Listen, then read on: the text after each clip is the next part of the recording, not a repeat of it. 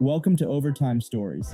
If you're new here, take a moment to subscribe and join the journey. We're on the road to 1,000 subscribers, and every bit of support truly means a lot.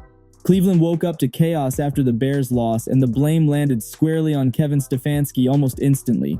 What looked like a rough Sunday quickly turned into a league-wide teardown of coaching decisions, with analysts locking in on how Shedeur Sanders was handled from the opening drive to the final whistle.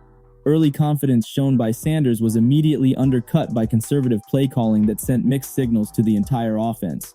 Short routes on first down, predictable formations on second, and long developing concepts on third created a trap that Chicago's defense walked straight into. Experts pointed out that the Bears didn't do anything exotic early. Cleveland simply played tight. The issue wasn't execution, it was structure. Sanders was asked to read complex coverages behind protection schemes that didn't adjust as pressure mounted. Analysts broke down multiple snaps showing edge rushers coming untouched while hot routes never materialized. That's not a quarterback issue, that's a coaching failure. The criticism grew louder when tempo stalled after successful drives. Momentum is currency in the NFL, and Stefanski spent it recklessly. Internal analytics favored quicker rhythm concepts, yet the game plan drifted into hesitation. Sideline footage added fuel, showing Sanders repeatedly looking for confirmation instead of commanding the huddle. Analysts called that a red flag, noting that confidence erosion happens fast when trust feels conditional. Sorry to interrupt, but hit that subscribe button real quick, it really helps the channel grow. The post-game messaging didn't help. Stefanski praised growth while avoiding accountability for schematic breakdowns, and experts pounced. When coaches don't own mistakes, locker rooms notice. Fans noticed too. Social media erupted with clips of open receivers ignored by design, not vision. The narrative shifted hard. This wasn't about a rookie struggling, it was about a coach failing to protect his quarterback. Once that story took hold, there was no slowing it down. The Bears' loss stopped being a single game and became a symbol of deeper issues in Cleveland's offensive identity. By Monday morning, the analyst community went from reaction to full-on indictment. Former quarterbacks, coordinators, and film specialists independently reached the same conclusion. Shedeur Sanders was boxed in by a plan that didn't trust him. One sequence in the second quarter became infamous. Two confident completions, defensive backs on their heels, and then a sudden shift into run-heavy predictability that killed the drive. Experts called it coaching panic. Panic spreads, protection calls remained static while Chicago adjusted blitz angles, leaving Sanders exposed repeatedly. Analysts highlighted that no quarterback thrives when answers disappear mid-game. Adjustments define coaching, and adjustments were missing. The Bears disguised coverages late, but Cleveland never countered. Route trees remained long, reads remained layered, and pressure kept coming. The result was hesitation, not incompetence. That distinction matters. Analysts stressed that development requires consistency, not contradiction. Sanders was encouraged to be aggressive during the week, then restrained on Sunday.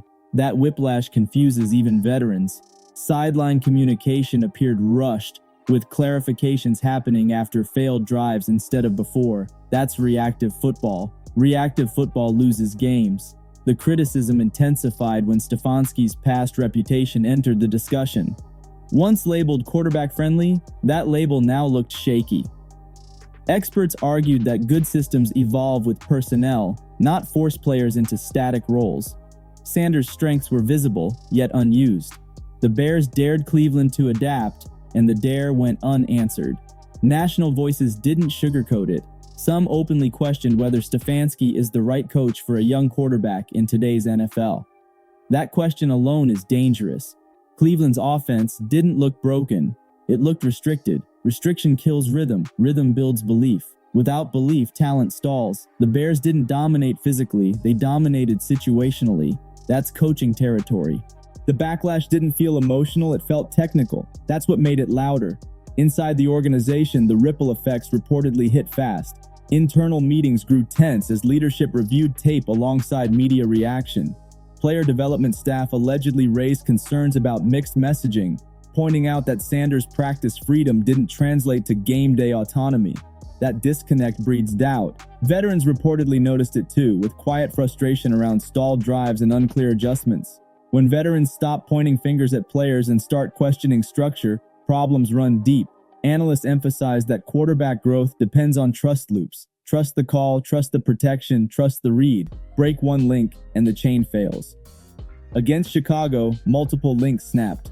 Cleveland's response appeared cautious. Media access tightened, messaging narrowed, and accountability language softened. That usually signals pressure. Ownership became aware of the volume and tone of criticism, especially when respected football minds aligned publicly. This wasn't hot take noise, it was systematic breakdown. Sanders' confidence became the focal point of concern, not performance metrics. Analysts warned that early career hesitation can linger if not addressed immediately.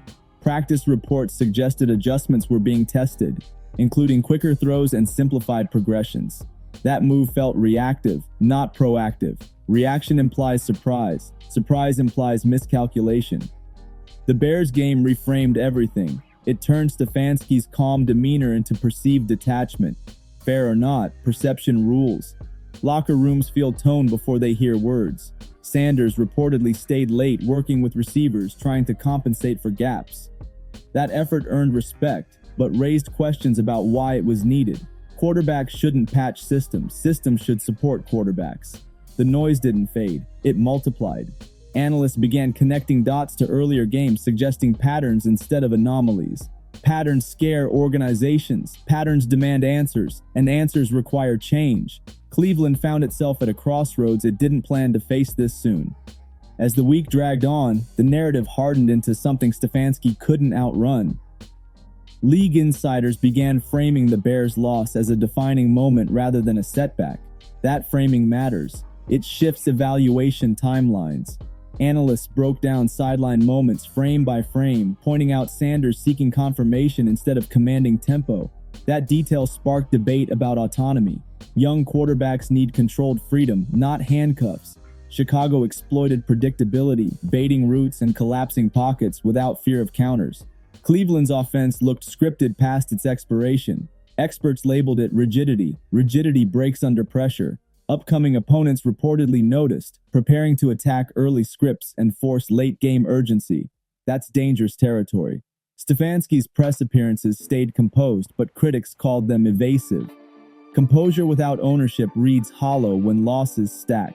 Fans grew restless, and restlessness feeds leaks.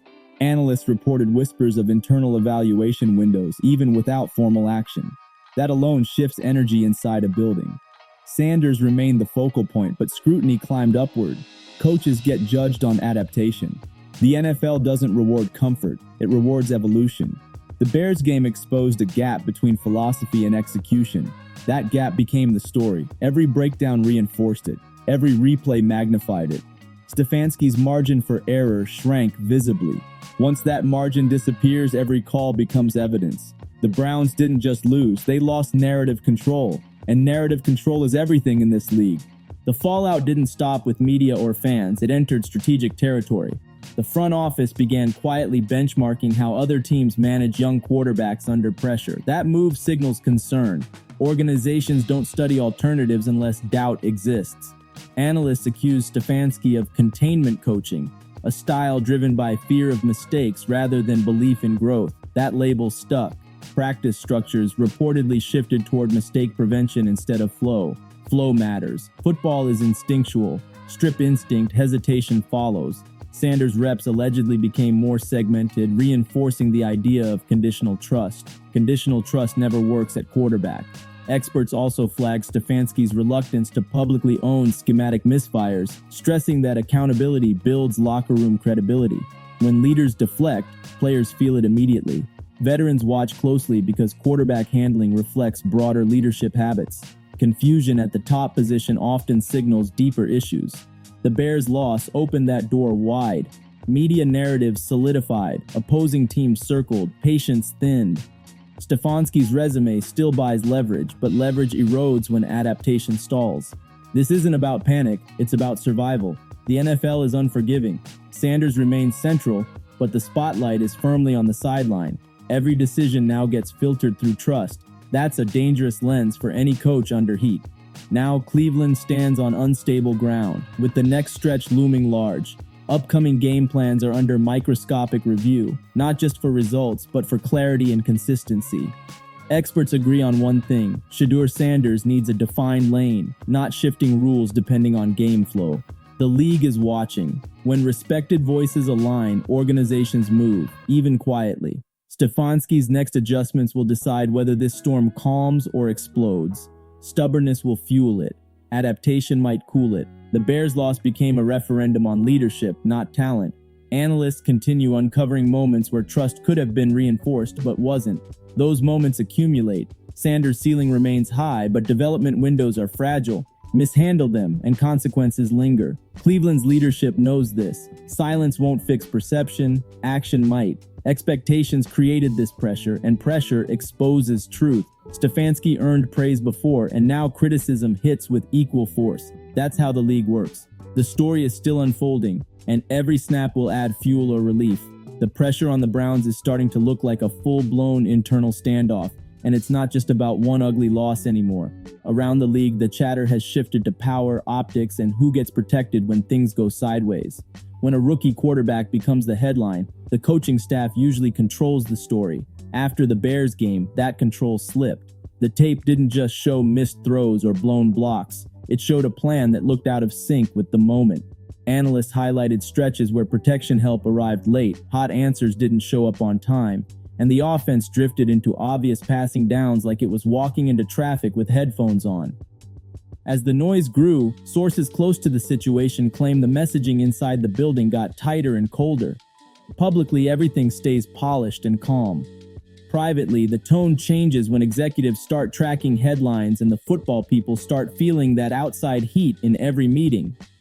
The offense can't be marketed as quarterback-friendly while repeatedly putting the rookie in third and long traps with slow-developing calls. Chicago didn't need miracles. Chicago needed Cleveland to stay stubborn, and stubborn is exactly what the game plan looked like once the Bears started squeezing the edges. The locker room dynamic is the real silent bomb. Veteran linemen don't like hearing a young QB get cooked for things they know are structural. Receivers don't like routes that take too long when the rush is already home. Defensive players don't like carrying games while the offense plays scared. That's where hot seat talk is born, not on TV panels. If Stefanski wants this to cool off, the fix has to be visible. Not just better effort, but clear changes people can spot in real time. Earlier motion to reveal coverages, quicker concepts to punish blitz looks, and protection rules that actually travel with the pressure. Then there's Shedeur's side of it. The smartest move for a young QB in a storm is simple: stack clean reps, keep body language strong, and let the game slow down. No extra theatrics, no forced hero throws, just sharp decisions and steady feet. That's how the narrative flips, but the staff has to meet him halfway, because conditional trust at quarterback is a guaranteed mess. If the same coaching habits repeat, the same criticism repeats, and the same heat follows. Sources also claim the staff is now being judged on communication as much as play design, because the sideline has to feel organized when chaos hits. That means quicker answers between series, clearer quarterback coaching, and fewer mixed signals in comments. One clean week can calm a storm, but one more messy Sunday can turn criticism into consequences. The next matchup becomes a test of intent. If the plan protects the rookie and builds rhythm early, the fire cools. If it's more hesitation, more predictable sequencing, and more late-game desperation, the noise turns into a roar, and the line under Stefanski gets darker by the snap. Like the video, subscribe for more breakdowns, and stay locked in as this Cleveland controversy keeps unfolding fast.